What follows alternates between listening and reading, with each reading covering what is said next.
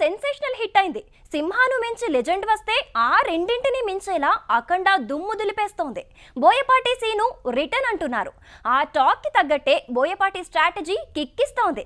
Megastar, icon star, ఆ తర్వాత Kollywood star అంటూ ఒకేసారి 3 ప్రాజెక్ట్స్ పట్టాలెక్కించబోతున్నాడు. మెగా అఖండాకి బోయపాటి సీను రెడీ అయ్యాడంటున్నారు. మొన్నే నటసింహం బాలయ్యతో అఖండ అంటూ హిట్ సొంతం చేసుకున్న బోయపాటి ఇప్పుడు చిరంజీవికి స్టోరీ సిద్ధం చేస్తున్నాడట.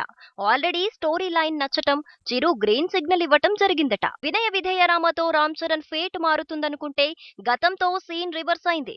సరైనోడు లాంటి హిట్ ఇచ్చిన బోయపాటి చెర్రీకి మాత్రం చేదు జ్ఞాపకాన్నే మిగిల్చాడు. ఇక మెగా కాంపౌండ్ లో ఆఫర్ కష్టమన్నారు, కానీ లెక్క మారింది. వినయ విధేయ రామ డిజాస్టర్ తో మెగా కాంపౌండ్ లో అడుగు పెట్టడం కాదు, అసలు మరే హీరోతో కూడా బోయపాటి సినిమా తీయటం కష్టమన్నారు. కానీ బాలయ్యతో హ్యాట్రిక్ హిట్ సొంతం చేసుకుని షాక్ ఇచ్చాడు ఈ దర్శకుడు.